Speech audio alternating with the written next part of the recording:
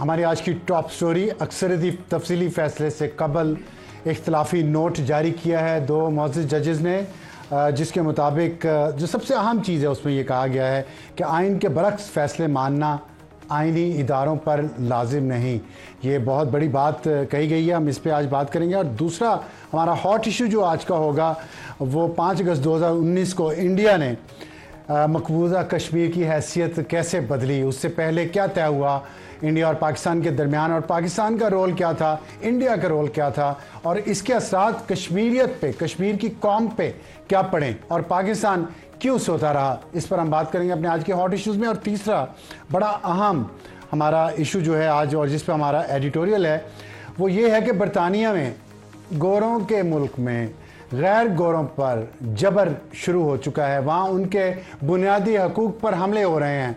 बरतानिया इस वक्त फसादात की जद में है और उसका टारगेट वो पाकिस्तानीज़ और इंडियंस या दूसरे ममालिक के लोग जो ब्राउन हैं या काले हैं, जिनका रंग गोरा नहीं है। देखना ये है कि हमारे पाकिस्तानीज़ जिनके पास डबल शरीयत है, वो अब अपने मुल्क में होने वाले, जो उनका असली मुल्क है, उसमें होने वाले इन इंसानी हकूक़ की ख़िलाफ़ वर्जियों पर क्या पोजीशन लेते हैं, कितनी कैंपेन करते हैं, कितना पैसा खर्च करते हैं, इस पर हम अपने एडिटोरियल में बात करेंगे। लेकिन टॉप स्टोरी ये है कि जस्टिस अमीनुद्दीन खान साहब और जस्टिस नईम अख्तर अफ़गान, उन्होंने इख्तलाफी नोट दिया है सुन्नी इत्तेहाद कौंसिल के मखसूस नशिस्तों के केसेस में, और उन्होंने अक्सरियती फ़ैसला देने वाले जजेस के फ़ैसले को गैर आइनी करार दिया है। ये सबसे अहम बात है। और आपको जो अभी आपकी स्क्रीन पे स्लाइड्स देख रहे होंगे कि उन्होंने कहा पीटीआई ना इस अदालत के सामने थी,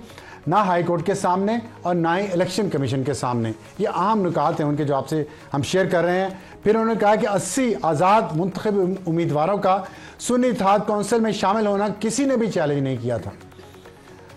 फिर पॉइंट है कि सुन्नी इत्तेहाद कौंसिल के 39 और 41 अफराद जो अक्सरियत के मुख्तसर फैसले में जिक्र किए गए, ना तो इस अदालत के सामने आए और ना ही उन्हें सुना गया। फिर कहा जाता है कि पीटीआई को यह रिलीफ नहीं दिया जा सकता जब तक आइन की दफ़ा 51, आइन की दफ़ा 106 और 63 मुअत्तल ना कर दी जाए। इनकी जगह नई दफ़ात शामिल ना की जाएं जो अक्सरियत के फैसले के ज़रिए दिए गए रिलीफ के मुताबिक हो। मतलब आइन में तरमीम करनी पड़ेगी, जैसे कि इरशाद हसन खान ने परवेज़ मुशर्रफ को इजाज़त दी थी कि आइन बदल दें। वो कह रहे हैं कि ये करेंगे तो ये हो सकता है फैसले का नफाज। फिर है कि आइन की दफ़ा 175 को नज़रअंदाज किया गया, आइन की दफ़ा 185 के तहत दायरा कार की आइनी हदूद को भी नज़रअंदाज किया गया। फ्रीकैन के हवाले से तमाम ज़ाहिरी तरीक़ाकार के कवानीन को नज़रअंदाज किया गया। पीटीआई को दिया गया रिलीफ खुद साख्ता और अक्सरियत का तख्लीक करदा होगा। ये बहुत बड़ा इल्ज़ाम है अक्सरियती जजेस पे। इसका जवाब हम हासिल करेंगे, क्योंकि दौरान समाअत किसी ने इस रिलीफ का दावा ही नहीं किया था। सिर्फ यही नहीं बल्कि सुन्नी इत्तेहाद कौंसिल को उसका मांगा रिलीफ नहीं दिया गया, बल्कि जो भी उसके साथ शामिल हुए उन्हें भी निकाल दिया गया। कौमी व सूबाई असम्बलियों की मुद्दत के लिए SIC को असम्बलियों से निकाल दिया गया। अक्सरियत का फैसला अमली तौर पर यह ऐलान करता है कि मज़कूरा 80 अफराद आइन की दफ़ा 62(1)D के तहत सच्चे और अमानतदार नहीं हैं। ये भी एक बड़ी बात है। और मसला सिर्फ आम इंतखाबात के बाद ख़वातीन और गैर मुस्लिमों के महफूज नशिस्तों की तनासब का नहीं है। एक आखिरी पॉइंट यह है कि अक्सरियत का फ़ैसला अमलन कौमी असम्बली और 3 सूबाई असम्बलियों में एक नई पार्लिमानी पार्टी की तख्लीक करता। बहुत ही अहम फैसला, बहुत सख्त नुकात दोनों जजेज़ ने, लेकिन ज़ाहिर अक़लियत में है, और अक़लियत में होने से क्या फ़र्क पड़ता है हम इस पर बात करेंगे। हमें ज्वाइन किया है मतीउल्लाह जान साहब, सीनियर सहाफ़ी हैं, किसी तारफ़ के मोहताज नहीं हैं। इमरान वसीम साहब सीनियर सहाफ़ी अब हो गए हैं, पहले इतने सीनियर नहीं होते थे, लेकिन चूँकि सीनियर हो चुके हैं तो इसलिए हम इन्हें भी सीनियर ही कहेंगे। इमरान साहब, आप हम सबसे छोटे हैं, इसलिए पहला हक़ आपका। आपसे पहला सवाल ये है कि एक बात जो ये की जा रही है कि असल मकसद ये है कि आइनी इदारों को ये कह दिया जाए कि ये फ़ैसला गैर आइनी है और आप पे इस पर अमल करना लाजमी नहीं है, तो क्या ये जो इख्तलाफी नोट है इसका असर तो अक्सरियती फ़ैसले पे नहीं पड़ेगा? तो क्या मकसद सिर्फ यही है? देखिए अमसार साहब, जो 2 जजेस का इख्तलाफी नोट आया है उसमें ज़ाहिर सी बात है कि बहुत ज़्यादा सवालात उठाए गए हैं जो अक्सरियती जज साहबान का फैसला है। अब उसमें जो जिस डायरेक्शन की आप बात कर रहे हैं कि एक ऐसा फैसला जो कि गैर आईनी हो, गैर कानूनी हो, उस पर जजेस ने नुक्ता उठाया, मैंने नहीं। हाँ, जजेस की बात कर रहा हूँ। जजेस ने जो नुक्ता उठाया उस पर इदारे जो हैं वो एक्ट अपॉन करने के पाबंद नहीं हैं। सुप्रीम कोर्ट की अगर हम वेबसाइट निकाल के देखें, अभी भी मैंने ओपन की है, और आर्टिकल 189 को पढ़ें तो वहाँ पे तो ये लिखा गया है कि जो सुप्रीम कोर्ट के फैसले हैं 189 के मुताबिक, वो जुडिशल जो अथॉरिटीज़ हैं और जुडिशल अथॉरिटी के साथ साथ जो एग्जेक्टिव अथॉरिटीज़ हैं उनके ऊपर ये फैसले बाइंडिंग हैं। अब उस कैटेगरी को अगर हम देखें तो उसमें इलेक्शन कमीशन तो खुद एक आईनी इदारा है। इलेक्शन कमीशन ना एग्जेक्टिव इदारा है, इलेक्शन कमीशन ना जुडिशल उसकी अथॉरिटी है। तो उस नज़र से तो इस फैसले पे ऊपर अमल दरामद, इससे फ़र्क क्या पड़ेगा इस इख्तलाफी नोट से? इख्तलाफी नोट पे मेजोरिटी फैसले पर तो कोई फ़र्क नहीं पड़ता, लेकिन एक बहस जो है वो ज़रूर छिड़ चुकी है, क्योंकि पहले दिन से जो सवालात इस इख्तलाफी नोट में उठाए गए हैं, नोट से जो सवालात उठाए गए हैं वो वैलिड हैं। नहीं, वैलिड का जवाब तो नहीं देंगे ना। जब मेजॉरिटी इज अथॉरिटी तो मेजॉरिटी इन सवालात को डिसमिस कर दे, वो कहते हैं नहीं देते जवाब। देखिए, मेजॉरिटी की अगर हम बात करें कि मेजॉरिटी अथॉरिटी तो नजरसानी का भी इसलिए दिया गया कि अगर आपने गलती कर ली है तो आप उसको रिव्यू भी कर सकते हैं। हमारे जो मौजूदा आप समझते हैं हमारे जो ये इख्तलाफी नोट नजरसानी अपील की बुनियाद बन सकता है? आप अगर नजरसानी की दरखास्तें जो सुप्रीम कोर्ट में आज तक दायर हुई हैं नून लीग की तरफ से, पाकिस्तान पीपल्स पार्टी की तरफ से, उसके कंटेंट निकालेंगे तो उसमें पीपल्स पार्टी तो वाज़ेह तौर पे लिखा है कि ये जो फैसला दिया गया है, ये फैसला देते हुए सुप्रीम कोर्ट ने जो आइन का आर्टिकल 51 है, जो इलेक्शन एक्ट का सेक्शन 104 है, वो आपने सस्पेंड ही नहीं किया। उसको सस्पेंड किए बगैर आप ये जजमेंट दे नहीं सकते। ठीक है मती साहब, आप का एक पॉइंट ऑफ व्यू है इस इख्तलाफी नोट पे। हम देख रहे हैं आपके प्रोग्राम्स भी, व्लॉग्स भी और ट्वीट्स भी। ये बताइएगा, जो माजी में आपने इख्तलाफी नोट को, बहुत सारे जजेस के आते रहे, आपने उसको जमहूरियत का, आइन का, अदलिया का हुस्न कहा कि, और आसमा जहांगीर साहिबा मरहुमा वो भी ये कहा करती थी कि इख्तलाफी नोट होना एक सेहतमंद अलामत है। अभी लगता है कि आपने शायद अपना वो मौक़िफ़ बदल लिया। अब आपको लगता है कि ये कोई साजिश है, इसके पीछे कोई और मकासद हैं, ऐसा क्यों है? अब सर, इसकी वजह एक ऐसा जुमला है जो इस इख्तलाफी नोट में लिखा गया है, जो शायद पाकिस्तान की तारीख़ में कभी किसी सुप्रीम कोर्ट के जज ने नहीं लिखा। और वह जुमला जिसका आपने भी अपने प्रोग्राम के आगाज़ में ज़िक्र किया, जिसमें ये कहा गया है जस्टिस नईम अफ़गान और जस्टिस जो अमीनुद्दीन खान साहब हैं उनकी तरफ से, कि ये जो सुप्रीम कोर्ट का, इस अदालत का जो फ़ैसला है, अगर वो गैर आइनी है तो ये किसी आइनी इदारे के, कोई भी आइनी इदारा उसका पाबंद नहीं है। तो अंडरस्टूड है ना, कॉमन सेंस है। तो इन दो जजों, ये तो कॉमन सेंस है, ये कॉमन सेंस की बात है। लेकिन कभी जज ने, किसी जज ने अपने फैसले में ये नहीं लिखा कि अदालत का जो फैसला है उसके आइनी या गैर आइनी होने का फैसला ना तो कोई इलेक्शन कमीशन करेगा ना कोई फरीक करेगा।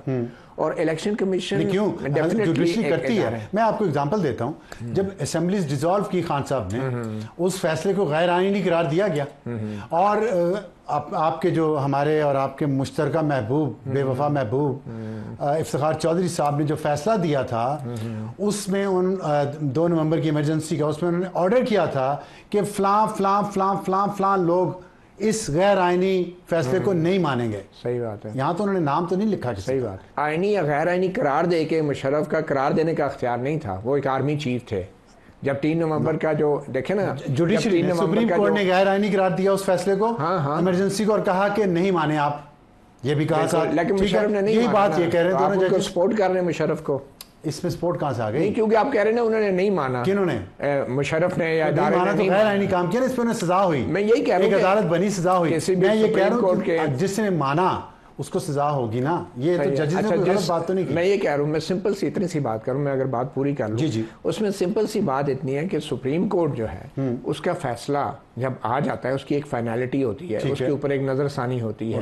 लेकिन जो सुप्रीम कोर्ट का फैसला आता है वो नजरसानी से पहले उस पर अमल दरामद होता है। ठीक है। ये आइन में नहीं लिखा कि जब तक नजरसानी अमल नहीं होगा, और इसलिए शॉर्ट ऑर्डर जारी किया जाता है। आइन में ये भी नहीं लिखा कि जब तक नजरसानी से पहले अमल करना है। सुप्रीम कोर्ट में ये भी नहीं लिखा। नहीं लिखा, बिल्कुल है। और ये हुक्म जो है, जो शॉर्ट ऑर्डर होता है सुप्रीम कोर्ट का, शॉर्ट ऑर्डर जो होता है, तमाम इदारे पाबंद होते हैं उसके। वो होता इसलिए है क्योंकि फिर तफसीली फैसले में बहुत टाइम लगता है, लेकिन उस शॉर्ट ऑर्डर ऑर्डर पे फौरी तौर पे अमल दरामद करना वो सुप्रीम कोर्ट का ऑर्डर होता अपनी है। बात मुकम्मल करें, अच्छा, मेरा एक बाकी सवाल है। वजूहात होती हैं। अच्छा, 2 जजेस ने ये जो कहा है कि आईनी इदारे इसके पाबंद नहीं है, तो फिर आईनी इदारे दरख्वास्तें क्यों लेकर आते हैं सुप्रीम कोर्ट में, फिर आईनी इदारे अपीलें क्यों करते हैं, फिर आईनी इदारे नजरसानियां क्यों डालते हैं अगर वो सुप्रीम कोर्ट के ऑर्डर के पाबंद नहीं है। बुनियादी तौर पे 2 मज़ीद जजों ने ये कहा है कि सुप्रीम कोर्ट के किसी भी हुक्म के ऊपर अब कोई आईनी इदारा जो है वो अमल ना करे। और ये जुमला कभी किसी ने, ये एंकर्स ने, ये मेरी राय है, मेरी राय है, देखें मेरी राय है। आमिर लियाकत मरहूम और आप में फर्क है। नहीं, किसी पे गद्दारी बगावत का फैसला हम नहीं कर सकते। आमिर लियाकत आपके फेवरेट होंगे, मैं तो हम फिर किसी को सेडिशन है, आप भी सेडिशन की शायद कैसे भुगत चुके हैं, मैं भी भुगत चुका हूं। कोई भी जजेस जो है ना, कभी जज ये नहीं लिखता कि मेरी अदालत का फैसला ना माना आप, जाए, लेकिन ये आप कभी नहीं लिखता। मतिउल्लाह जान, आप ये किसी को सेडिशन का इल्जाम, अच्छा, मुझे थोड़ी सी बात मैं पूरी कर लूं। आपने एक सवाल किया ना, मुझे बात पूरी सवाल आपका, मैं एक और सर एक जुमला है। और ये अक्सरियत के फैसले को अगर सुप्रीम कोर्ट नहीं मान रही है, वैसे ही है जैसे हुकूमत जो है, ठीक है, ये फॉर्म 47 का फैसला है, ठीक है, ये फॉर्म 45 का फैसला जो है वो 8 जजों का है, और ये फॉर्म 47 का फैसला लीगल इश्यूज पे जी। ये जो उन्होंने एक ओथ दिया, मेंबरान ने ओथ दिया, फाइल किया कि मैं इस वैसी जमात में से हूं, और अब एक नया ओथ आएगा। बिल्कुल, ओथ पे ओथ होता है।